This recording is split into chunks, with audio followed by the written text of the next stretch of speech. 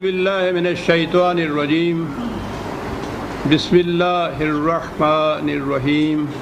عزیزان من، آج اگست 1982 کی 20 تاریخ ہے اور درس قرآن کریم کا آغاز سورہ الذاریات کی آیت 24 سے ہو رہا ہے، 51/24۔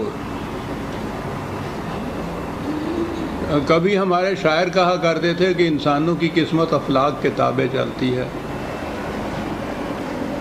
بھلا گردش فلک کی چین دیتی ہے کسے انشاء۔ لیکن اب جو انقلاب آیا ہے تو نظر آتا ہے کہ یہ آسمان ہم انسانوں کی روش کے تابع چلتے ہیں، جیسے ہمارا کچھ پتہ نہیں ہے کہ اب کیا ہے اور گھڑی بھر کو کیا ہو جائیں گے۔ اب آسمان کا بھی پتہ نہیں چلتا۔ گھنٹہ بھر پہلے جس زور سے یہاں بارش ہو رہی تھی، ہمارا خیال تھا کہ آج شاید درس کا ناغہ کرنا پڑے، اور اب دھوپ کی وجہ سے شامیانے لگانے پڑ رہے ہیں۔ تو بہت طاقتور ہے ہمارا تلون مزاج، جو ہے آسمان تک کو متاثر کیے جا رہا ہے۔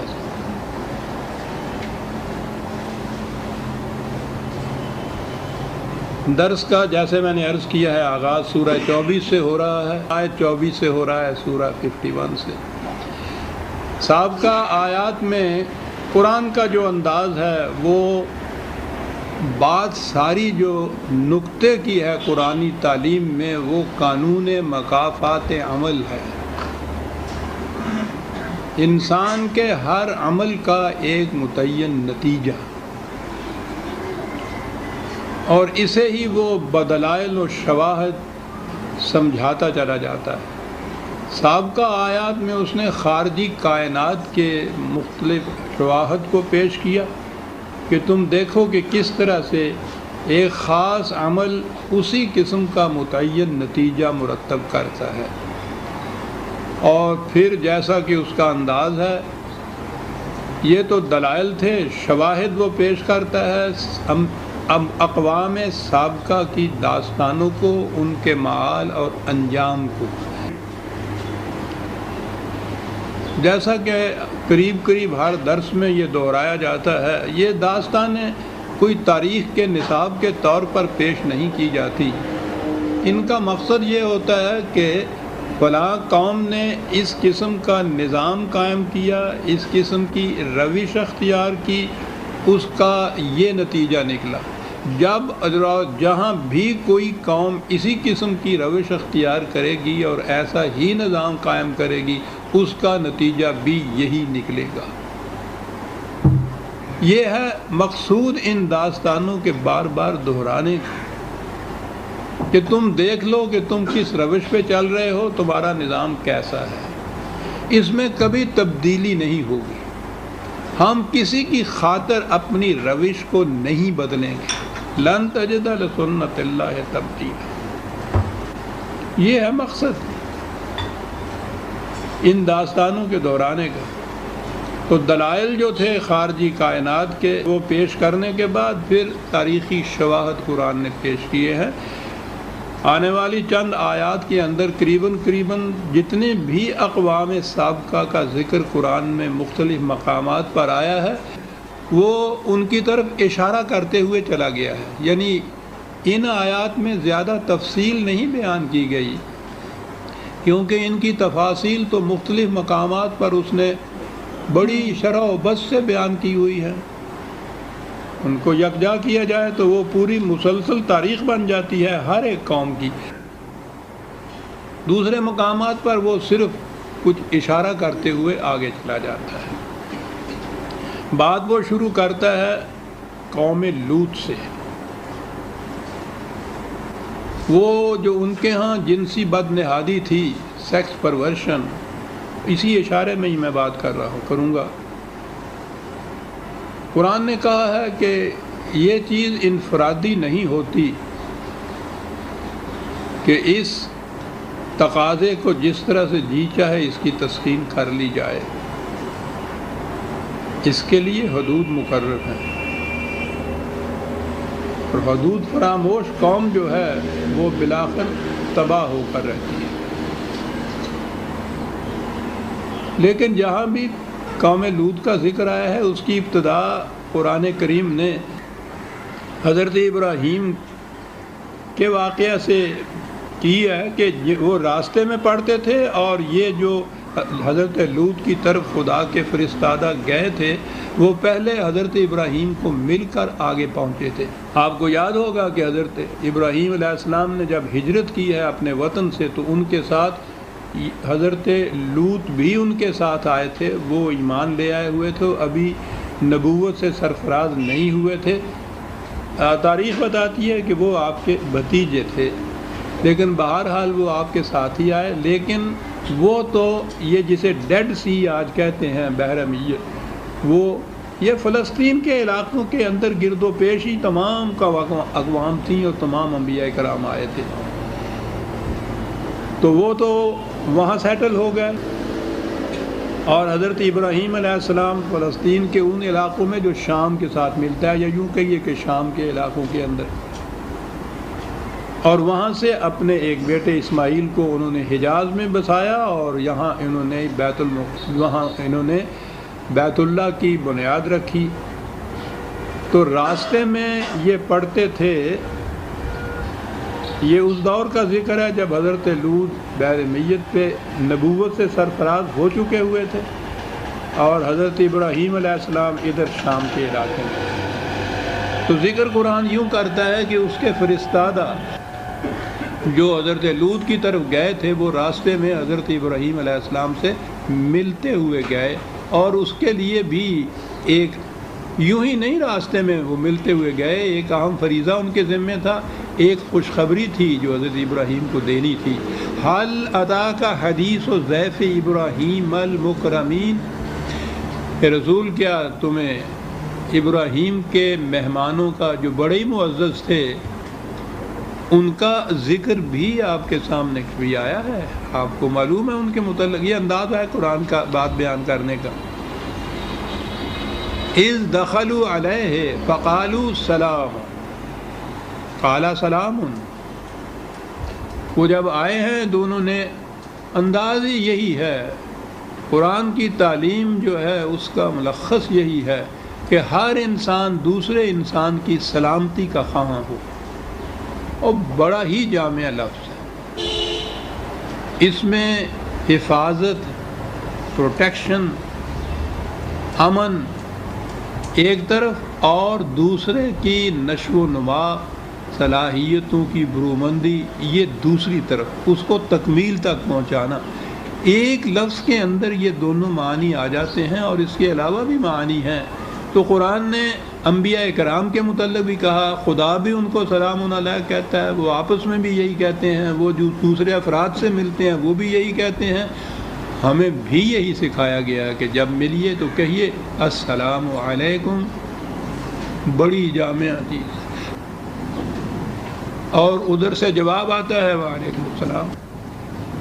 اور اب ہماری ہر زندگی کی طرح یہ بھی ایک رسم بن کے رہ گئی ہے۔ السلام علیکم کہتے ہیں تاکہ ذرا قریب آئے تو میں جلدی سے گلا گھونٹ سکوں اس کا۔ انہوں نے کہا سلام، انہوں نے جواب میں بھی کہا سلام۔ قوم منکرون، وہ کوئی جانے پہچانے ہوئے لوگ نہیں تھے، اجنبی تھے۔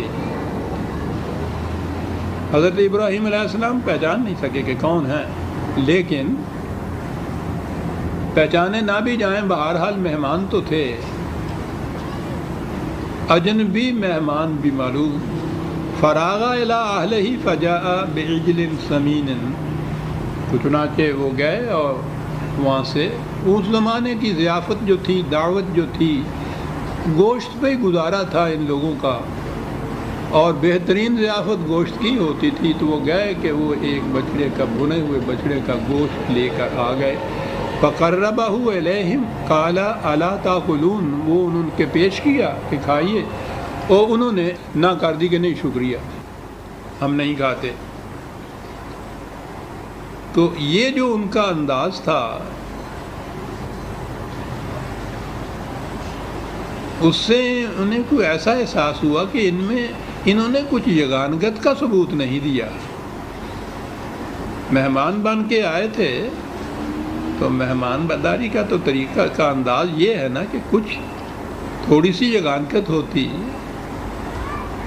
تو یہ کیوں اس انداز سے انہوں نے یہ طرز رد عمل ان کا ایسا کیوں ہوا ہے؟ یہ اس لیے انہیں کچھ اس کا احساس پیدا ہوا، منہم خیفۃ قالوا لا تخف، وہ بھی اندازے سے پہچان گئے کہ ان کو کچھ تردد ہوا ہے، کہا کہ تردد کی بات نہیں ہے، یعنی سیدھی سی بات ہے کہ ہمیں بھوک نہیں ہے،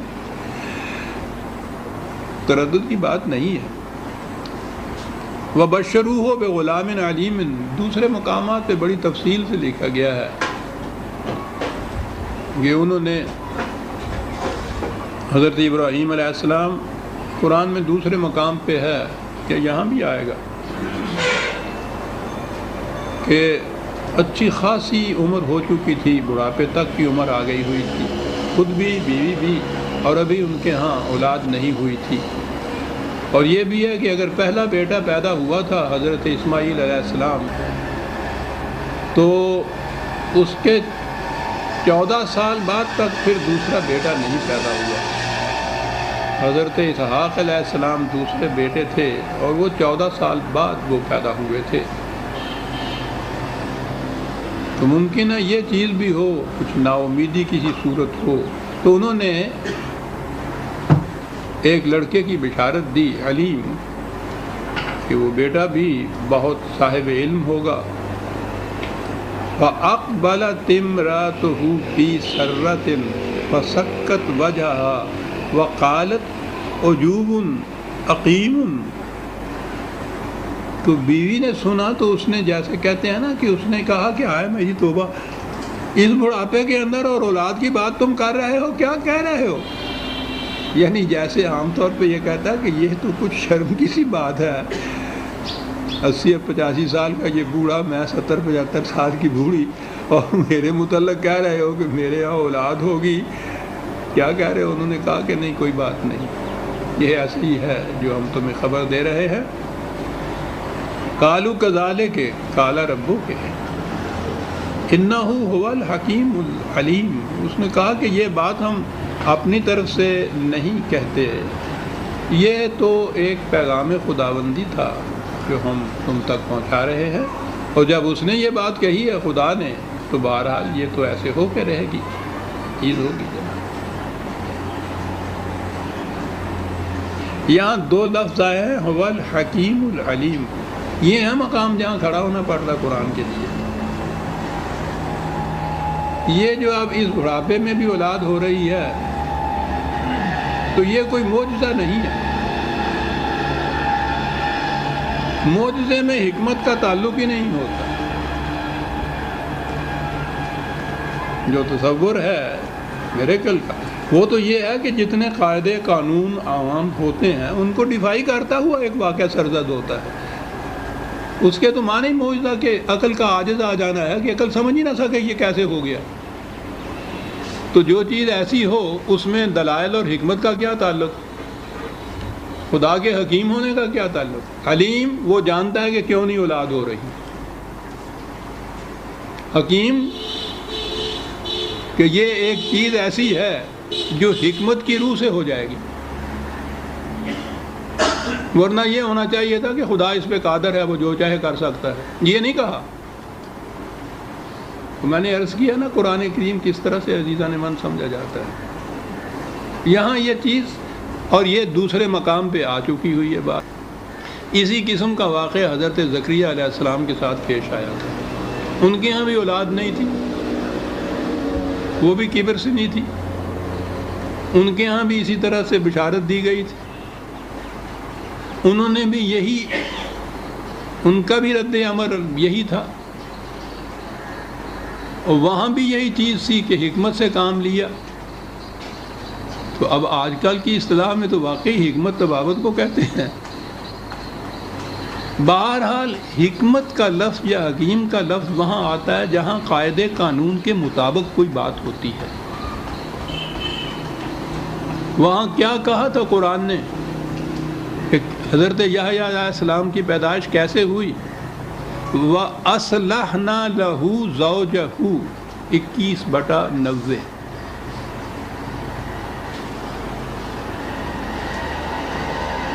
ان کی بیوی میں کوئی ایسا نقص تھا، بیماری تھی جس کی وجہ سے استقرار حمل نہیں ہو رہا تھا، اس کی اصلاح ہو گئی۔ اور کیا بات ہے، قرآن ایک لفظ میں ساری گتھیاں سلجھا جاتا ہے۔ اصلاحنا تو ٹھیک تھا کہ اس کی اصلاح ہو گئی، وہاں ہے لہو، خاوند میں کوئی نقص نہیں تھا، وہ اس کے لیے اس قابل ہو گئی کہ استقرار حمل ہو جائے۔ اصلاحنا لہو، تو اب نظر آتا ہے کہ اس میں کوئی وہ معجزے والی بات نہیں ہے، اس کی اصلاح کر دی گئی، اس میں صلاحیت پیدا ہو گئی اس بات کی، اولاد پیدا کرنے کی، اور خاوند تو ٹھیک ہی تھا، بھلا چنگا تھا، لہو، تو اس طرح سے اولاد پیدا ہو گئی۔ اور یہاں بھی قرآن کریم نے حکیم علیم کہا ہے، تو یہ اسی انداز کی کوئی چیز ہے جیسے بھی ہے، تفصیل تو قرآن نے نہیں دی، لیکن خود یہ چیز بتا رہی ہے کہ جیسے حضرت زکریا علیہ السلام کے ضمن میں واقع ہوا تو کچھ اس قسم کی چیز ہے کہ واقع نہیں ہوئی۔ آگے بڑھنے سے پہلے پیشتری یہ عرض کروں کہ ہمارے ہاں باتیں یہ چلی ہوئی ہے، اول تو یہی بات چلی ہوئی ہے کہ وہ اولاد کیسے پیدا ہو گئی تھی، اور پھر یہ باتیں چلی ہوئی ہیں کہ یہ آنے والے کون تھے۔ ایک گروہ کہتا ہے کہ وہ فرشتے تھے، ملائکہ جنہیں کہتے ہیں۔ اب یہ کہنے والے جو ہے ان کے متعلق تو حیرت ہے کہ 1000 برس سے ہمارے ہاں یہ چلی آ رہی ہے بات کہ وہ فرشتے تھے، انسان کی شکل میں آئے۔ حضرت ابراہیم علیہ السلام نے ان کے سامنے کھانا پیش کیا، انہوں نے کھانے سے انکار کیا، تو انسان کی شکل کے اندر آئے نا، وہ کہا کہ انہوں نے انکار اس لیے کیا تھا کہ وہ فرشتے تھے، فرشتے کھانا نہیں کھاتے، یعنی فرشتے انسان کی شکل میں تو آ جاتے ہیں لیکن کھانا نہیں کھاتے، کیا بتایا۔ اور اس میں تو ضرورت ہی نہیں کسی دلیل دینے کی، قرآن نے دیگر مقامات پر خود کہا ہے، ملائکہ کے متعلق رسول اللہ اور صحابہ سے کہا کہ وہ نظر نہیں آیا کرتے۔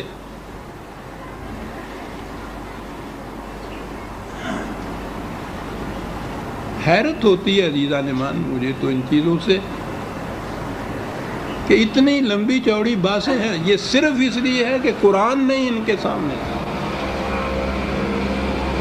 قرآن کی طرف نہیں جاتے تھے۔ قرآن کی تفسیر لکھی جا رہی ہے اور قرآن کے اس مقام کو کوئی نہیں لایا ہے سامنے کہ قرآن نے کہا ہے ملائکہ نظر نہیں آیا کرتے، اور باتیں جاری ہیں سر۔ کون تھے، اس شکل میں کیوں آئے تھے، انسان تھے تو انسانوں کی کیسی شکل تھی، چلی ہوئی ہے یہ بات۔ پہلے تو عزیزان من یہ سوچئے کہ دین سے اس سوال کا تعلق کیا ہے کہ وہ کون تھے، ہم سے اس کا واسطہ آج کیا ہے کہ وہ کون تھے۔ قرآن کریم نے ان کو مرسلین کہا ہے، رسل کہا ہے، خدا کے فرستادہ جسے کہتے ہیں، بھیجے ہوئے تھے، قاصد تھے۔ رسول کا لفظ تو آتا ہی قاصد کے لیے، اور رسول آتے ہی قرآن نے کہا ہے کہ وہ ہمیشہ انسان ہوتے تھے، بشر ہوتے تھے، تو ٹھیک ہے، کوئی بشر تھے، کوئی قاصد تھے۔ اب یہ بیٹھ کے متعین کرنا کیا، متعین کرنے کے لیے بحثوں میں پڑ جانا کہ وہ کون تھے، بشر نہیں ہو سکتے تھے، کہ انہوں نے یہ بشارت اپنی طرف سے کی۔ وہ قرآن میں نہیں دیکھا کہ انہوں نے یہ کہا تھا کہ خدا کا پیغام تم تک پہنچا رہے ہیں، اپنی طرف سے بشارت نہیں دی تھی۔ ملائکہ تھے، ملائکہ بشکل، اب بات شروع ہو گئی کہ ملائکہ بشکل انسانی آ سکتے ہیں کہ نہیں، چل بھائی، چلے ہوئے ہیں، کتابوں پہ کتابیں لکھی جا رہی ہیں، تفسیروں پہ تفسیریں لکھی جا رہی ہیں۔ میں کہتا ہوں اگر یہ چیز آپ کوئی مان لے کہ چلی ملائکہ، کیا فرق پڑا اس کے دین پر، اس کے ایمان پر، کیا فرق پڑا ہماری زندگی پر؟ قرآن تو آیا زندگیاں سنوارنے کے لیے، انسان کو صحیح نظام دینے کے لیے۔ اتنی بحثوں کے بعد اگر یہ چیز کسی نے مان بھی لی تو کیا فرق پڑا اس سے؟ ہمارا ایمان یہ ہے کہ خدا نے کہا ہے، ہمارے فرستادہ تھے، بھیجے ہوئے تھے، قاصد تھے، پیغامبر تھے، وہ گئے تھے، اللہ اللہ خیر صلی، اس سے زیادہ تو وہ پوچھے گا ہی نہیں صاحب۔ لیکن نہیں، قرآن کہتا ہے کہ تم سے پوچھیں گے ہی نہیں ان چیزوں کے متعلق۔ یہ کہتے ہیں صاحب اتبار کی آؤٹ آف دی ٹیکسٹ جو آتے ہیں نا کویسچن امتحان میں لڑکوں کو، پھر ایجیٹیشنیں ہوتی ہیں اس کے بعد کہ وہ یہ پوچھ بیٹھے، تو ہمیں اپنی طرف سے تو تیاری کر کے جانا چاہیے نا۔ یہ تیاری ہو رہی ہے جواب دینے کی جو پوچھا ہی نہیں جائے گا۔ یہ عزیزان من آج ہم اس چیز کو کوئی تھوڑا سا مذاق کے طور پہ لیتے ہیں کہ یہ پھر یہ 1000 برس تک ہوتا کیا رہا۔ بات بڑی سہل ہے، یہ ملوکیت کا نتیجہ تھا کہ جتنے معاملات تھے وہ تو سارے رکھ لیے بادشاہ نے اپنے ہاتھ میں۔ انہیں ضرورت تھی مذہبی پیشواؤں کے گروپ کو ساتھ رکھنے کی، یہ بڑا کام دیتے ہیں، ساتھ تو ان کو رکھ لیا، وظائف ان کے لگ گئے، کھانے کو مل گیا، اب یہ کریں کیا؟ پھر وہی پنجابی کا محاورہ کہوں کہ ویلی جٹی ان ویلے، انہوں نے ویلنا دیتا چھوٹا جہا تے نال ان دے دیتا، کپاہ تھے کوئی ویلے ان ویل دے رہے 1000 بار۔ یہ آپ کے ہاں لائبریریوں پہ لائبریریاں بھری ہوئی ہیں کتابوں سے عزیزان من، ختم ہی نہیں ہوتی، اتنی ہیں اس 1000 برس میں۔ اور ان میں دیکھو تو جو سارا کچھ جو ہے ایک بڑے ماں نظر نہیں کہتے آتا، ساری ان نہیں ویلی ہوئی ہے۔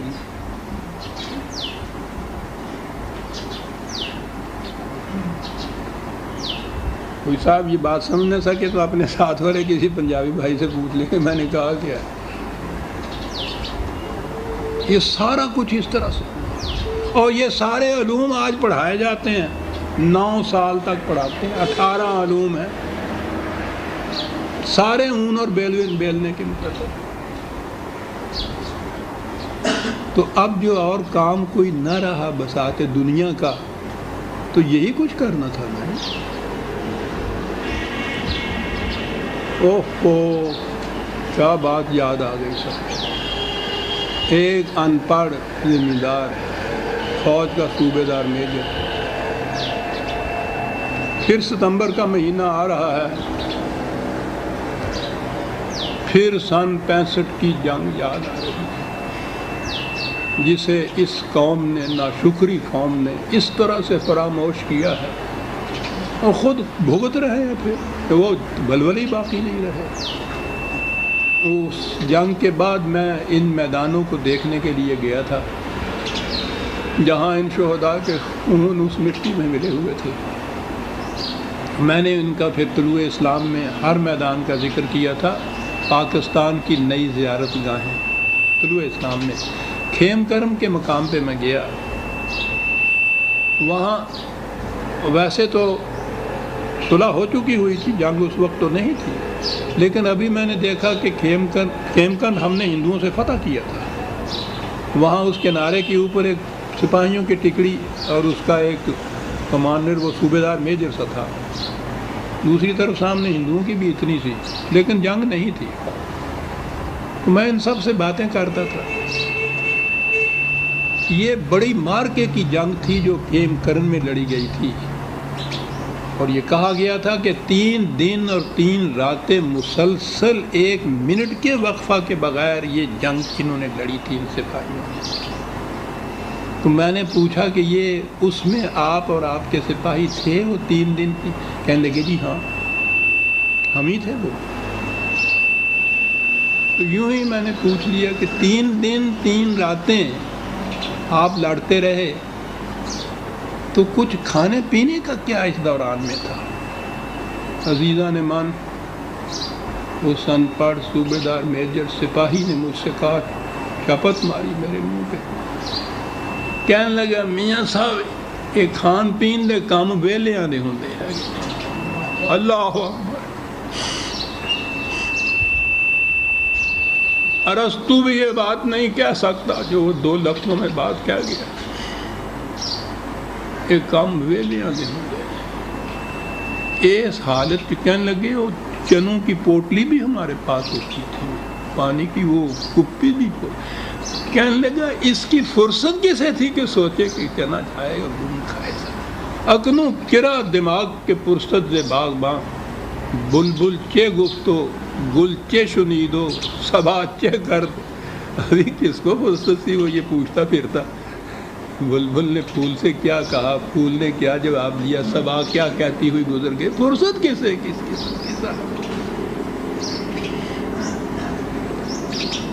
اے ویلے سن جنہوں نے سارا کچھ اور الجھا دیا ہم کو انہی باسوں کے اندر. سارے علوم جو آپ پڑھائے جا رہے ہیں جن کے بعد یہ فارغ التحصیل ہو کر عالم کا درجہ لیتے ہیں وہ یہ تعلیم ہوتی ہے, یہ باسیں ہوتی ہیں جو انہوں نے پڑھی ہوئی ہیں. ہمارے لیے اتنا ہی کافی ہے کہ قرآن کریم نے کہا ہے کہ ہمارے بھیجے ہوئے فرستادہ تھے. ٹھیک ہے جی, خدا کے فرستادہ تھے, انہوں نے یہ بات وہاں کہی تھی اور خدا نے کہا ہے کہ وہ بشارت ہم نے دی تھی اور ہم جانتے تھے کہ کیا نقص ہے اور حکیم تھے. کہا کالا فما خطبکم ایھا المرسلون. دیکھیے مرسلون کا لفظ قرآن دے رہا ہے. اے خدا کے بھیجے ہوئے قاصدو, تم کس مشن پہ آئے ہو؟ محض مجھے ملنے کے لیے, مجھ سے ملنے کے لیے آئے ہو؟ کہنے لگے نہیں. قالوا انا ارسلنا الی قوم مجرمین لنرسل علیہم حجارۃ من طین مسومۃ عند ربک للمسرفین. کہا کہ ہم وہ حضرت لوط علیہ السلام کی طرف جا رہے ہیں یا قوم لوط کی بستیوں کی طرف جا رہے ہیں. وہ انسانیت سوز جرم میں حد سے بڑھ گئی ہے. آپ کو معلوم ہے قرآن نے اسے لواطت کہتے ہیں, اور میں نے کہا تھا کہ اب یہ لفظ ہمیں استعمال نہیں کرنا چاہیے کہ حضرت لوط کی طرف ذہن چلا جاتا ہے. ہومو سیکشویلٹی, تو ان کی تباہی کے دن آ گئے ہوئے, پتھروں کی بارش ہوگی ان کے اوپر آسمان سے. ہم جا رہے ہیں کہ وہ وہاں جو لوگ حضرت لوط کے پر ایمان لائے ہوئے لوگ ہیں ان کو اطلاع دے دی جائے کہ وہ اس سے پہلے اس بستی سے نکل جائیں, چلے جائیں.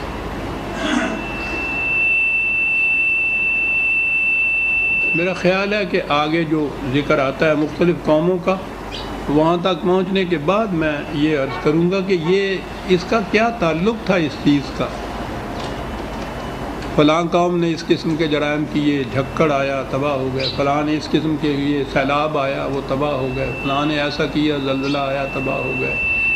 ان دونوں میں تعلق کیا تھا؟ یعنی ان کے ان اخلاقی جرائم کا یا مذموم حرکات کا اور جس طریق سے وہ تباہ ہوئے ہیں ان کا.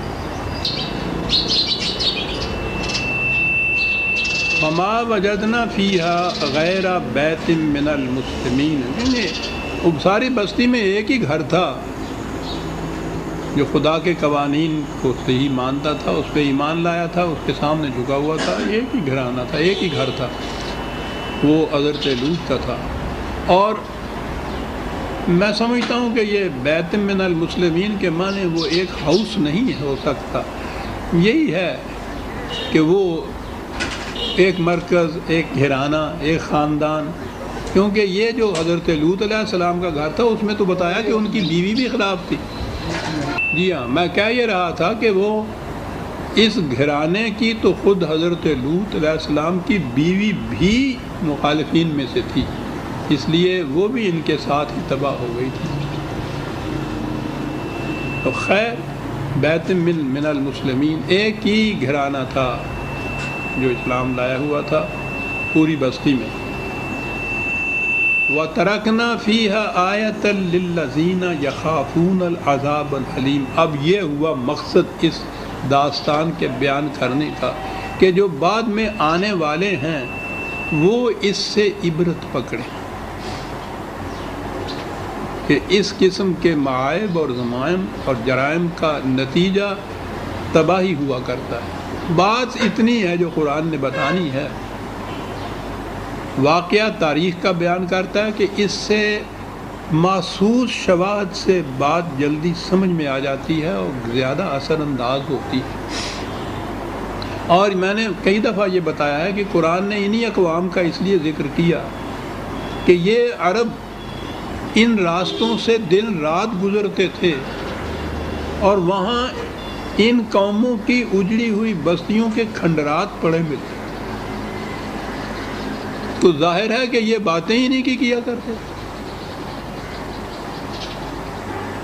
تو ان کے ہاں عام چرچا تھا ان قوموں کا، یہ ان کے سامنے کی بات۔ اس لیے قرآن نے متعدد مقام پہ کہا ہے کہ تم وہاں سے گزرتے ہو دن رات تو دیکھو ان گزرے ہوئی بستیوں کے کھنڈرات کی اینٹوں پر ان کی داستان عبرت کیا لکھی ہوئی ہے۔ وہ کہتا تھا کہ تم کہانیوں کی طرح ان داستانوں کو دہراتے رہتے ہو، اصل مقصد جو ہے ان کہانیوں کا وہاں نہیں پہنچتے، کہ یہی کچھ اگر تمہارے ہاں ہوا تو یہی انجام تمہارا بھی ہو جائے گا۔ یہ ہے جو وَتَرَكْنَا فِيهَا آیَةً، یہ ہے اصل مقصد داستان کے دہرانے کا، کہ آنے والوں کے لیے ہم نے ایک پیغام عبرت رکھا ہے کہ وہ سوچے کہ ایسی روش کا نتیجہ یہ ہوا کرتا ہے اور محض اتفاقی یا ہنگامی طور پہ نہیں ہو جاتا، نٹ بائی چانس یہ ہوتا ہے، خدا کے مقرر کردہ قانون مکافات کے مطابق ایسا ہوتا ہے اور وہ ہمیشہ ہی ایسا ہوتا ہے، ہمیشہ ایسا ہوگا۔ یہ قوم لوط کے میں نے کہا ہے نا کہ اس صورت میں ان آیات میں تفصیل نہیں دی، اور تفصیل چونکہ مختلف مقامات پر ہمارے سامنے آ چکی ہے، آگے بھی آئے گی، اس لیے میں بھی ان اشاروں تک ہی اپنے آپ کو محدود رکھتا ہوں، ورنہ ایک ایک کی تفصیل میں جاؤں تو اس میں تو پھر 2-2 4-4 درس لگ جائیں۔ وہ اپنے مقام پہ سامنے آ بھی گئی ہیں، سامنے آتی بھی رہیں گی۔ پھر قوم موسیٰ کا ذکر آ گیا، وفی موسیٰ اذ ارسلناہ الی فرعون بسلطان مبین، موسیٰ کو، حضرت موسیٰ علیہ السلام کو فرعون کی طرف بھیجا واضح کھلے ہوئے دلائل دے کر۔ اب اتنے سے یہ بات یہاں سمجھ میں آ گئی کہ وہ جو ذہن میں ہمارے ہے نا کہ وہاں جادوگری کا کوئی کھیل تھا اور وہ عصا پھینکتے تھے تو وہ اژدہا بن گیا، ہاتھ دکھایا تو چاند کی طرح چمکنے لگ گیا، اور سامنے سے بھی وہ جادوگر تھے اور میدان میں جادوگری کا کھیل تھا، یعنی یہ بات جو تھی کہ ادھر سے انہوں نے جادو کا کھیل کھیلا، ادھر سے خدا کا ایک اولو العزم پیغمبر وہ بھی جادو کا کھیل کھیل رہا ہے، اور یہ زیادہ زبردست جادوگر ہوا۔ تو یہ ہوا خدا کے پیغمبر کا کام، جس کو خدا نے خود کہا تھا کہ ہم نے تیری تربیت بچپن سے کی ہے آج تک، اس لیے کہ تجھے ایک بہت بڑی مہم پہ بھیجنا ہے ہمیں۔ تو مہم یہ تھی جو جادوگری کا کھیل وہاں جانا تھا، ساری عمر وہ اللہ میاں سے کھاتے رہے ان کو۔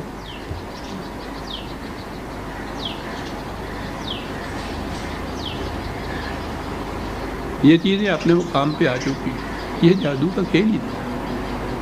یہ کہتے ہیں اتنا بڑا زیادہ بھاری جادو تھا کہ یہ کامیاب ہو گئے۔ قرآن کہتا ہے کہ جادوگر جدھر سے جی چاہے آ جائے کبھی کامیاب نہیں ہو سکتا، یہ تو کامیاب کہتے ہیں۔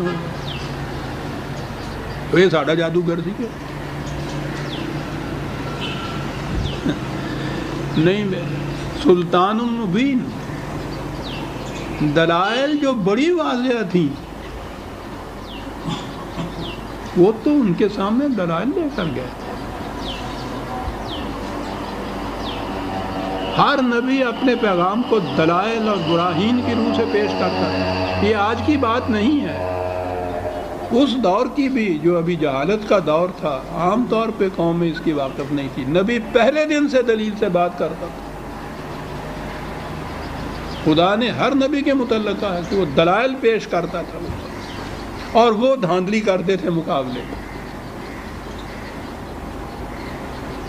اور پھر آخر میں جب ہم آئے ہیں نبی اکرم صلی اللہ علیہ وسلم، اس دور میں تو کم از کم آپ دیکھتے ہیں، اب یہاں تو یہ ہوا نا کہ حضرت نوح کے زمانے میں سیلاب آ گیا تو وہ قوم ڈوب گئی، حضرت لوط کے زمانے میں پتھراؤ ہو گیا تو وہ قوم ڈوب گئی، حضرت قوم عاد جو تھی زلزلہ آیا ڈوب گئی، قوم سمود جو تھی جھکڑ چلا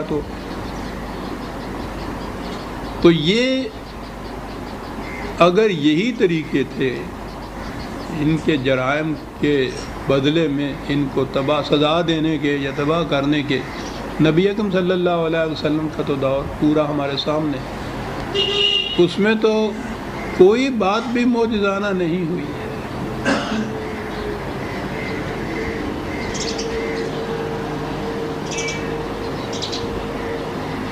یہ مدینے کی زندگی 7 سال کی 82 لڑائیاں لڑی، چھوٹی موٹی جھڑپیں اور بڑی بڑی جنگیں، اور ان میں کامیابی بھی ہوئی، ان میں شکست بھی ہوئی۔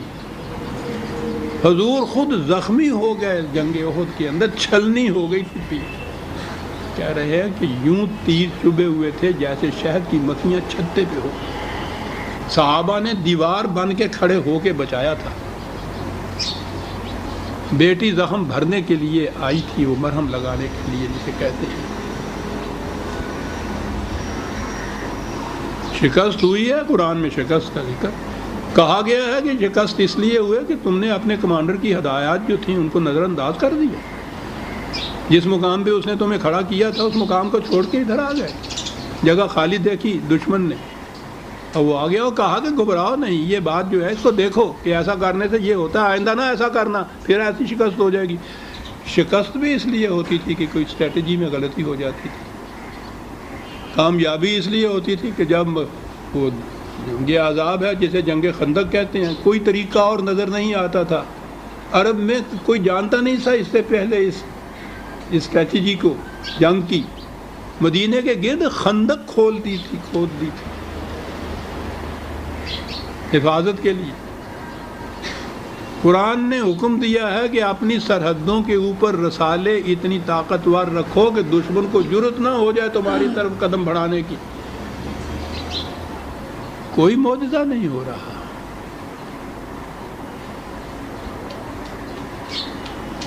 تو یہ بھی جو انبیاء سابقہ کے زمانے میں جو باتیں ہم دیکھ رہے ہیں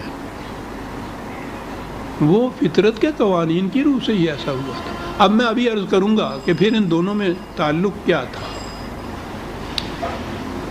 اب وہاں سے جو بتایا جاتا ہے جن کو وہ یہ بات نہیں، اب سیدھی سی بات یہ ہے، ہر نبی کے سلسلے میں جو آتا ہے نا کہ ان پہ یہ تباہی آئی، تو وہاں یہ ہے کہ وہ جو ایمان لے آئے ہوئے تھے ہم نے انہیں اس سے پہلے ہی اطلاع دے دی اور وہ وہاں سے نکل گئے، ورنہ ہونا تو یہ چاہیے تھا کہ اس بستی پہ یہ پتھر برستے رہے، یہ جتنے بھی فاسق و فاجر گناہ گار مجرم ہیں ان کو تو پتھر لگے اور یہ جو ایمان والے ہیں ان کو نہ لگے۔ وہ پتھر اور تیر تو حضور نبی اکرم صلی اللہ علیہ وسلم کو بھی لگے تھے، یہ ہوتے ان کو بھی لگتے، ان کو نکال لیا وہاں سے، وہ طریقہ یہ ہے۔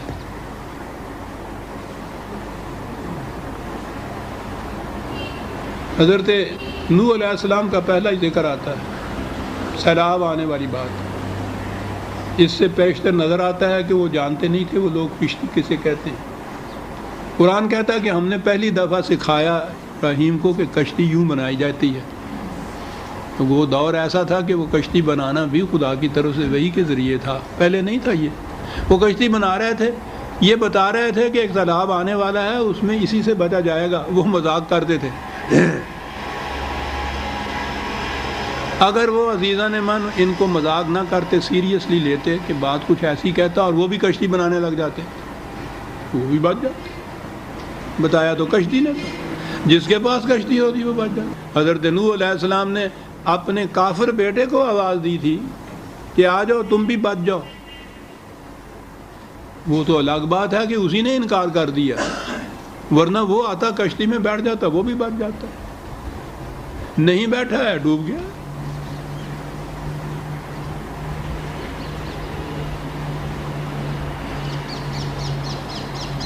میں ابھی عرض کروں گا کہ پھر ان دونوں میں تعلق کیا ہے۔ فتولیٰ برکنیہ، فقال ساحر او مجنون، وہ اپنی قوت پہ اس نے اعراض برتا، میں بہت بڑا ہوں، تمہاری بات کیوں مانوں، تم تو غلام قوم کے فرد ہو. اس کے فائدے کی بات کر رہے تھے، اس کے بچنے کی، تباہی سے محفوظ رہنے کی بات کر رہے تھے، اس نے نہیں مانا، انانیت میں نہیں مانا، قوت کے زور میں، نشے میں تھا، وہ بات نہیں سمجھنے کی کوشش کی، کہا یہ مذاق کر کے، کہنے لگے یہ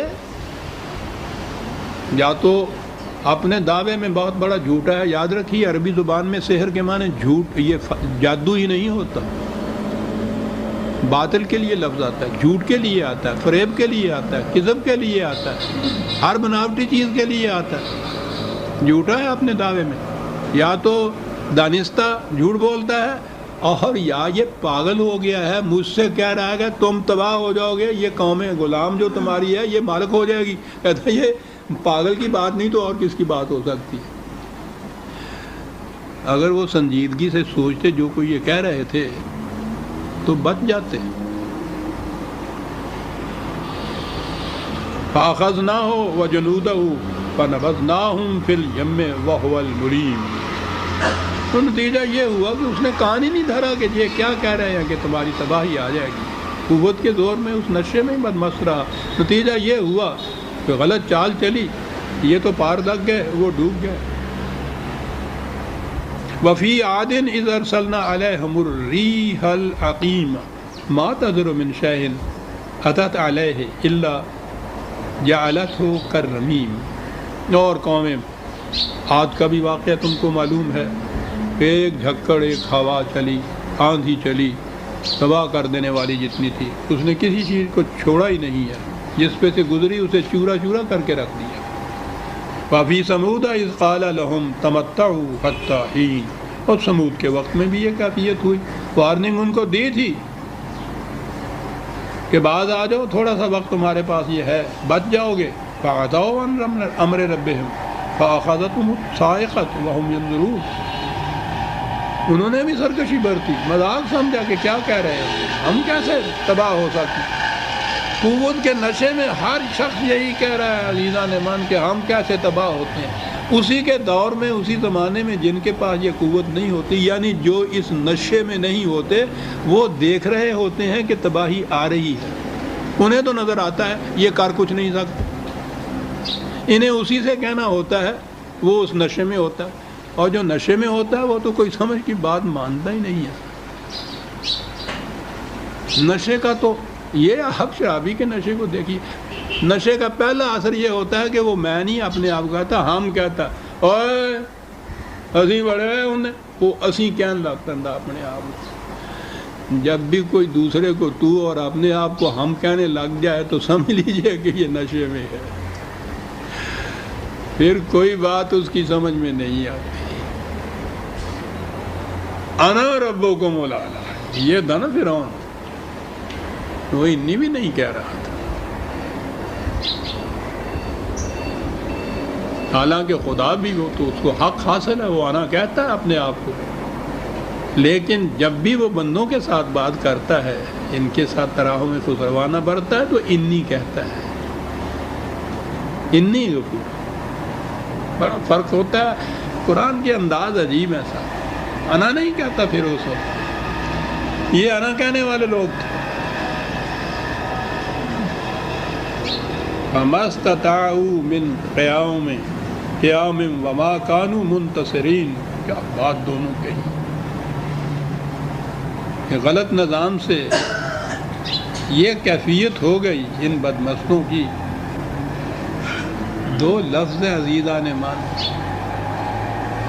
کہ نہ تو اتنی قوت رہی کہ اپنے پاؤں پہ کھڑے رہ سکتے، اور جنہیں سمجھ رکھا تھا کہ ایسے وقت میں وہ ہمیں مدد دیں گے، نہ کوئی مدد پہ آیا ان کی ساتھ. یہ باتیں 2000 سال 4000 پہلے کی نہیں ہو رہی. ارے دل، یہ تو اپنی داستان معلوم ہوتی، نہ اپنے پاؤں پر کھڑے ہونے کا انتظام سخت کی. اور جن کے متعلق سمجھتے تھے کہ وہ بچا لیں گے، نہ وہ بچانے کے لیے آئے۔ بے آف بنگال میں ہی وہ جو بیڑا تھا کہہ رہے تھے 7 دن تک وہ ادھر سے ادھر تیرتا رہا اور بنگلہ دیش آپ کے ہاتھ سے نکل گیا۔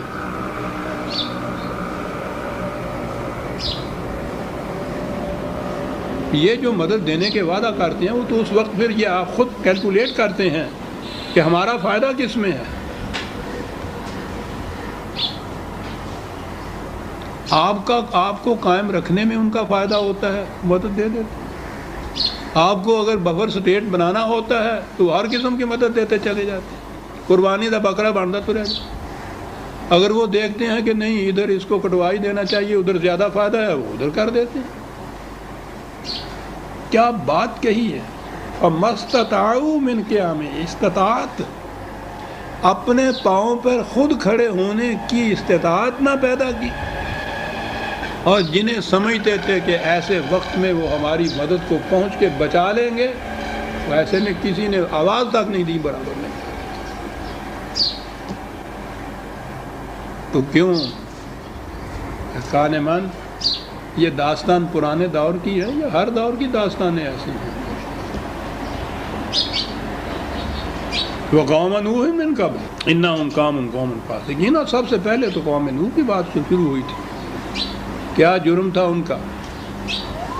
انہوں نے معاشی طبقات پیدا کر دیے۔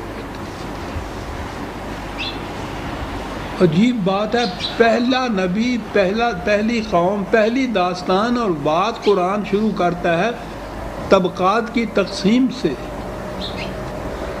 کہ وہ ان کے ہاں کے جو دولت مند طبقہ تھا، سردار تھے، وہ سردار وہی بن جاتے تھے کہ جو جاگیردار اور دولت مند ہوتے تھے۔ وہ کہتے تھے کہ یہ کنجڑے کام کرنے والے کمی جن کو ہم کہتے ہیں، ہم بھی گاؤں میں ان کو کمی کہا کرتے تھے، وہ کمی سے ذرا آگے چلے تو کمین ہو گئے۔ یہ کام کرنے والا طبقہ تمہارے ہاں کا جو ہے، کام کرنے والا نفرت کی نگاہ سے دیکھا جاتا ہے۔ اندازہ لگائیے کس قدر پرورشن ہوتی ہے کہ کام کرنے والا نفرت کی نگاہ سے دیکھا جائے۔ گاؤں میں کمی کام کرنے والے کو کہتے تھے اور وہ پس درجے کا تھا۔ آج بھی میرا خیال ہے گاؤں میں یہ ہوگا، میرے زمانے میں تو یہی ہوتا تھا۔ اس دور میں بھی یہ بات تھی، وہ کہہ رہے تھے کہ یہ کمی ہے، یہ کام کرنے والے ہیں، یہ ہمارے مقابل میں بیٹھ کیسے سکتے ہیں۔ دعویٰ یہ تھا ان کا، یہ نہیں کہ جو بات تم کہتے ہو وہ غلط ہے، ہم اسے نہیں مانتے۔ کہتے تھے کہ یہ جو چیز ہے کہ یہ بھی ہمارے برابر میں آ کے بیٹھ جائیں، ہم اسے برداشت نہیں کر سکتے۔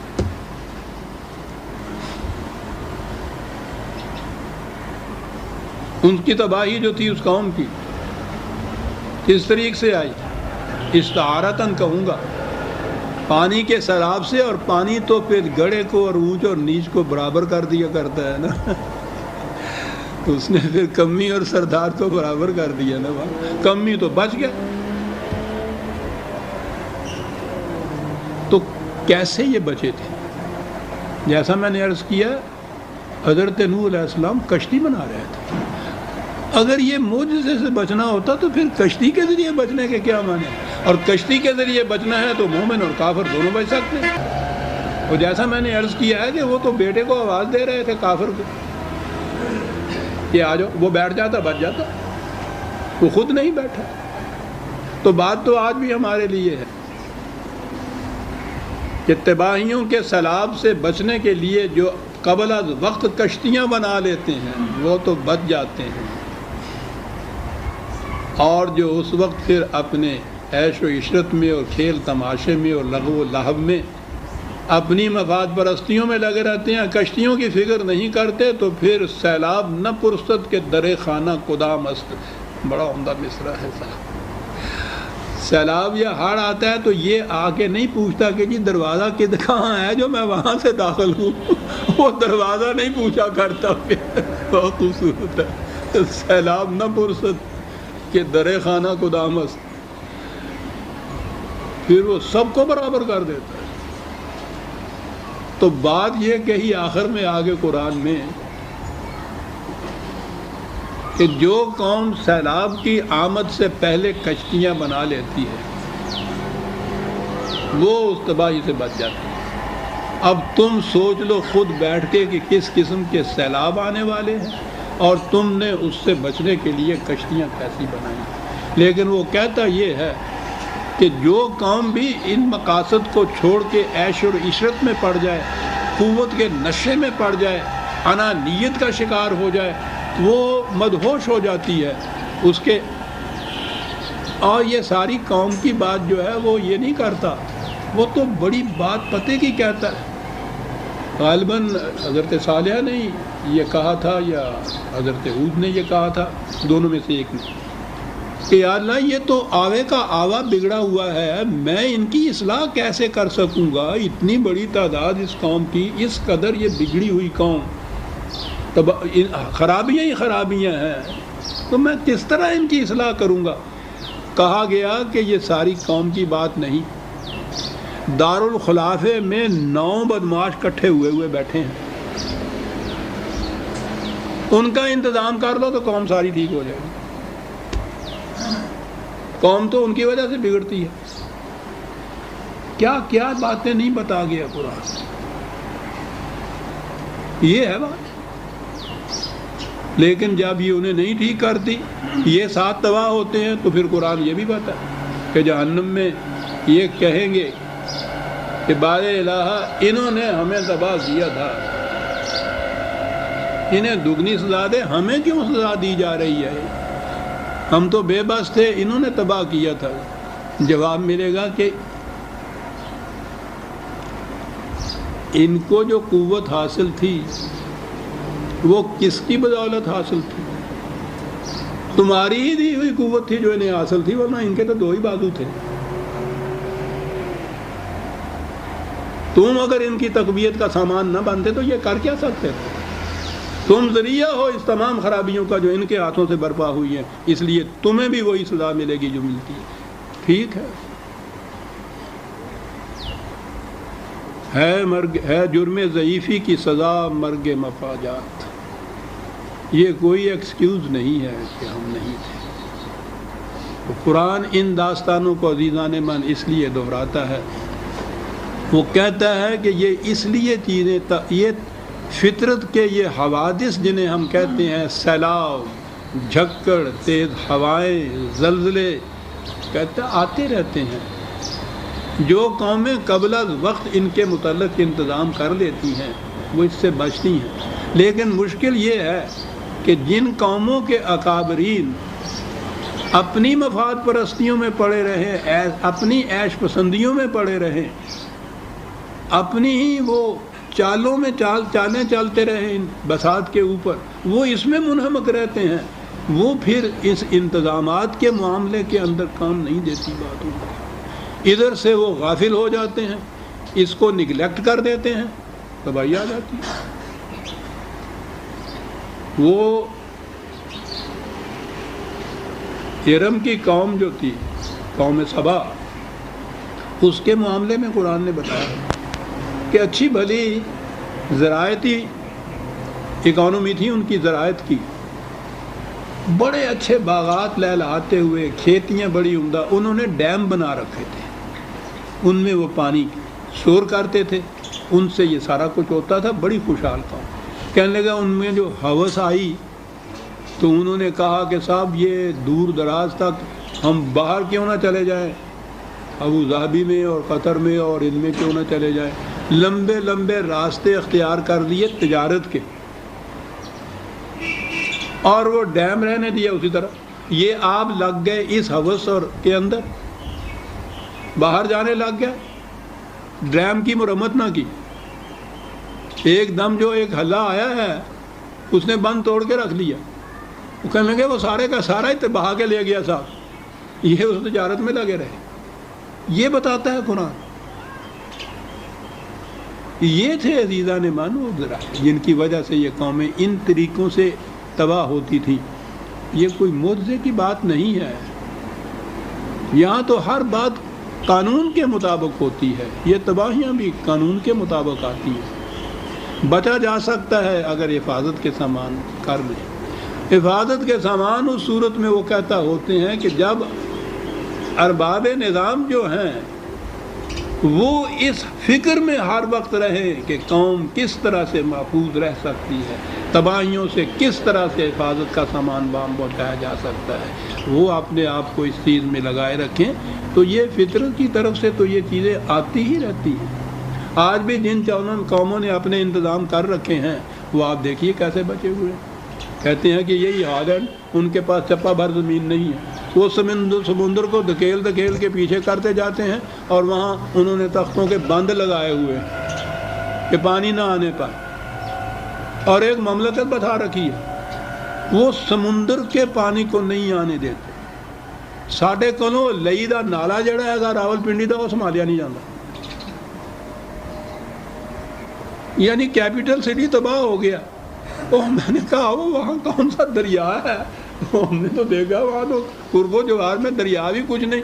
کہنے لگے جی ایک نالا بہتا ہے شہر کے بیچوں بیچ، وہ نالا تباہ کر کے لے گیا۔ میں نے کہا جس قوم نو نالا تباہ کر کے لے جائے آگے کہنے والی گالی نہیں، خدا حافظ، خدا ہوتا کہ میں حافظ ہو سکتا ہے۔ عزیزان من، ہم سورہ الذاریات کی آیت 47 تک آ گئے، 48 سے پھر آگے لیں گے۔ ربنا تقبل منا انک انت السمیع العلیم۔